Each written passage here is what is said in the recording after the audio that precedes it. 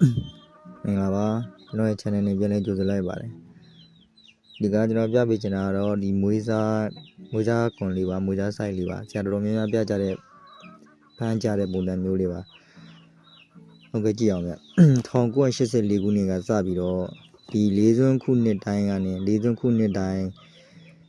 9ချိန်မြောက်နဲ့9ချိန်မြောက်က1984ခုနှစ်မှာ9ချိန်မြောက်ကခွန်ထိပ်ရဲ့6ချိန်မြောက်ကခွန်ထိပ်3ခါရင်ဒီ3လုံးကနောက်တစ်နှစ်မှာပြန်ကြနေတယ်ပြန်ချပေးတဲ့ပုံစံမျိုးလေးပါဒီမှာခွန်3ဆိုတော့ဒီမှာခွန်3ဒါအပတ်လေပုံစံမျိုးလေးချပေးရပါ၄စွန်းခုနှစ်ကနေ၄စွန်းခုနှစ်ကဒီ9ချိန်မြောက်က9ချိန်မြောက်ကထိပ်ကြီးနဲ့6ချိန်မြောက်ကထိပ်ကြီးနဲ့ခါနဲ့ဒီ3လုံးဟာနောက်နှစ်မှာပြန်ချပေးရပါ1984ဆိုတော့1984က9ချိန်မြောက်နဲ့6ချိန်မြောက်ကကဏ္ဍဟာ1985ခုနှစ်မှာဒီမှာခွန်3ဆိုတဲ့ကဏ္ဍပတ်လည်နဲ့ပြန်ချပေးဒီမှာ85ခုနှစ်မှာခွန်3ဆိုပြီးတော့ပတ်လည်ပုံစံနေနဲ့ပြန်ချပေးခဲ့တယ်ဒါပထမကပ်ပေါ့ဗျာဒုတိယကပ်အနေနဲ့ဒီ၄စွန်းခုနှစ်တိုင်းမှာပဲ1994မှာ1994 5ချိန်မြောက်က5ချိန်မြောက်က3ထိပ်ရယ်6ချိန်မြောက်က8ထိပ်တစ်ခါရယ်ဒီ8တုံးတက်ဆိုတဲ့ကဏ္ဍဟာ1995ခုနှစ်မှာပြန်ချပေးတဲ့ပုံစံလေးပါဒီမှာ38တက်ဆိုပြီးတော့ဒီမှာပြန်ချပေးခဲ့တယ်ဒါကတော့ဒုတိယမြောက်ကတတိယမြောက်ကအနေနဲ့၄စွန်းခုနှစ်တွားချမယ်1994ရပြီးဆိုတော့2004ခုနှစ်ပေါ့10နှစ်ချပုံစံလေး2004ခုနှစ်မှာ2004ခုနှစ်က9ချိန်မြောက်က3ထိပ်ရယ်6ချိန်မြောက်က3ထိပ်ရယ်9ခါရယ်ဒီတုံးလုံးက339ဟာနောက်နှစ်2005ခုနှစ်မှာပြန်ချပြန်မယ်2005ခုနှစ်မှာပြန်ချပြန်မယ်ဆိုတော့2005ခုနှစ်မှာ933ဆိုပြီးတော့ပြန်ချပေးခဲ့တယ်ဒါကတော့တတိယမြောက်ကပ်ပေါ့ဗျာစတုထမြောက်ကပ်အနေနဲ့ကနောက်ထပ်10နှစ်ချပေါ့2004ဆိုတော့2014ခုနှစ်မှာဆရာမယ်2014ခုနှစ်မှာ9ချိန်မြောက်က4ထိပ်နဲ့6ချိန်မြောက်က8ထိပ်6ခါရယ်ဒီ486ဆိုတဲ့ကဏ္ဍ2015ခုနှစ်မှာသူ့ရဲ့နောက်တစ်နှစ်2015ခုနှစ်မှာ864ဆိုပြီးတော့မှပြန်ချပေးခဲ့တယ်864ဆိုပြီးတော့ပြန်ချပေးခဲ့တယ်ဒါကတော့စတုထမြောက်ကပေါ့ဒီပြစမမြောက်က9ကပ်မြောက်အနေနဲ့ကျတော့နောက်ထပ်10နှစ်2014ဆိုတော့2024ခုနှစ်ဒီ2024ခုနှစ်မှာ9ချိန်မြောက်က6ထိပ်ရယ်6ချိန်မြောက်က4ထိပ်8ခါရယ်ဒီမဲ့648ဆိုတဲ့ကဏ္ဍ2025ခုနှစ်မှာချပေးရမှာပေါ့ချပေးရမယ်648ဆိုတဲ့ကဏ္ဍခုချိန်ထိတော့ပြန်ချပေးသေးဘူးရပြန်ချပေးသေးဘူးဒီချိန်များချပေးမလားပေါ့ဒီချိန်များ20ချိန်မှာပြန်ချပေးမလားကျွန်တော်စောင့်ကြည့်ရမှာဗျာဒါပထမဒါမွေးဆိုင်ပုံစံလေးပါဒီ846ပုံစံလေးပဲနောက်တစ်ကပ်ပုံစံလေးက2014ခုနှစ်က489ရယ်698ရယ်935ရယ်996ရယ်ဒီ2013ခုနှစ်ကဒီမှာ48ဒီထိပ်စီးနှလုံးဟာသူ့ရဲ့နောက်3နှစ်ချာ1 2 3 4မှာ4နှစ်မြောက်မှာ3နှစ်ချာ4ပင်မြောက်မှာ656ဆိုတဲ့ဒီ6ထိပ်စီးနဲ့ဒီ4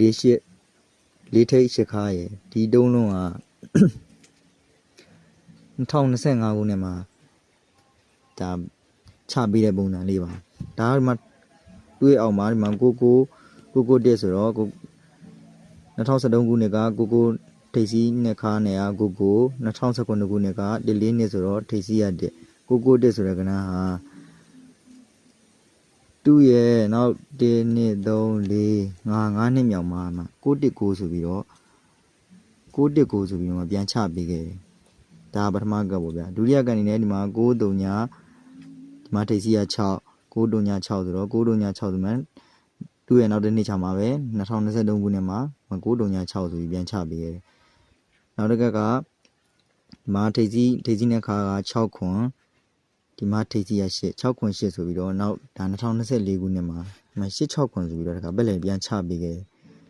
ပက်လေချမ်းချပေးခဲ့တယ်ဆိုတော့တခါဒီမှာ486ဆိုတဲ့ကဏ္ဍဟာ2025ခုနှစ်မှာအစဉ်လိုက်ပုံစံမျိုးနဲ့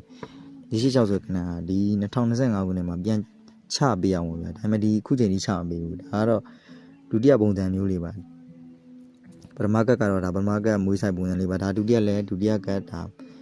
မွေးဆိုင်ပုံစံလေးပါဒီမှာကိုတစ်ရှိမယ်ကိုတစ်ကဒီမှာချပေးခဲ့ပြီဒီမှာကိုတစ်ကိုဆိုပြီးတော့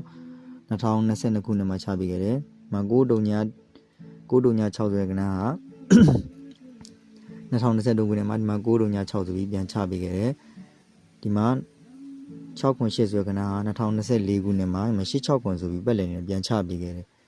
နောက်တစ်ကက်ကဒီမှာ486ဆိုတဲ့ကဏ္ဍဟာ2025ခုနှစ်မှာအစဉ်လိုက်ပုံစံမျိုးအနေနဲ့486ဆိုတဲ့ကဏ္ဍဟာပြန်ချပေးမလားပေါ့ဒါစောင့်ကြည့်ရမယ်ပေါ့ဗျာပထမကက်ကလည်း486ဒုတိယကက်က486Rတဲ့ပုံစံလေးပါဆိုတော့ဒါမွေးဆိုင်2ဆိုင်ဖြစ်ပါတယ်နောက်လုံးမိုင်လေးရှိပါသေးတယ် sorry လုံးမိုင်ဆိုင်ကလုံးမိုင်ဆိုင်က2000ခုနှစ်ကဒီမှာ661ဆိုပြီးချပေးသူ့ရဲ့661ချပေးပြီးရတယ်ဒီ661လို့ချပေးရတယ်သူ့နောက်ကထိပ်စီးတုံးလုံးပေါင်းခြင်းဟာထိပ်စီးတုံးလုံးပေါင်းခြင်းတုံညာခွန်နှစ်ဆိုတော့9ထိဒီကဘရိတ်က661ဆိုတော့ဒီမှာ3ဘရိတ်ဒီမှာ3ဘရိတ်ရဲ့နောက်မှာနောက်အထောင်တုံးခုပေါင်းခြင်းဟာ9ပေါ့ဒါပထမကပ်ပေါ့ဒုတိယကပ်အနေနဲ့ဒီမှာခွန်89ဆိုတော့ပေါင်းခြင်းဘရိတ်က4ပေါ့ဗျာခွန်89ဆိုတော့ပေါင်းခြင်းပရိတ်က4သူ့ရဲ့နောက်အထောင်ကပေါင်းခြင်းက99တုံညာဆိုတော့8ဒီမှာက9ဒီမှာထောင်နောက်ထောင်ပေါင်းခြင်းက9ဒီမှာက8ဒီမှာက3ဒီမှာက4ဒါဒုတိယကပေါ့စီညင်လိုက်တော့တဲ့ပုံစံလေးပါဒီမှာ2ဆိုတော့ဒီကပရိတ်ကခွန်89ဆို4ပရိတ်3ပရိတ်4ပရိတ်2ဆိုတော့ဒီမှာ5ပရိတ်ရပြီဆိုတော့5ပရိတ်သူ့ရဲ့နောက်ကအထောင်ကဒီမှာက9ဒီမှာက8ဒီမှာကခွန်ဖြစ်မလားပေါ့ခွန်ချပေးမလားပေါ့ခွန်ချပေးမလားဆိုတော့ဒီမှာ8ဆိုတော့9ဆိုတော့9ကိုခွန်ဖြစ်ဖို့အတွက်8ထိပ်ချပေးခဲ့ရင်8ဆိုရင်ပေါင်းခြင်းခွန်ကိုစီညာလိုက်ပုံစံမျိုးနဲ့ဒီမှာကသူ့ရဲ့ break ရှိအခါကဒီမှာ3 break 4 break 5 break သူနောက်ကအထောင်လုံးပေါင်းခြင်းက9 8ဒီမှာခွန်ပေါ့ဒီတော့ဒါ8ထိပ်စီချပေးမလားပေါ့8ထိပ်စီနဲ့864တောင်မို့846ပုံစံ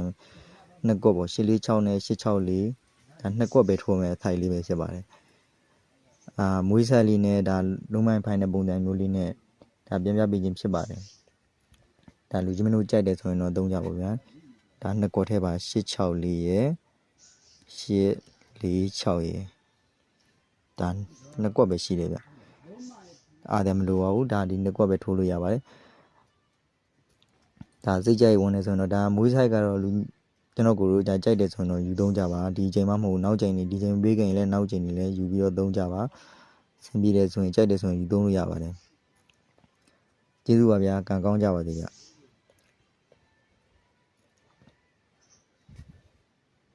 ဒီထိုးရမယ့်ကွက်ကတော့ဒီမှာ864ရယ်846ရယ်နှစ်ကွက်ပဲရှိပါတယ်ကံကောင်းကြပါသေးပေါက်ဒီဖြစ်ပါသေးဗျ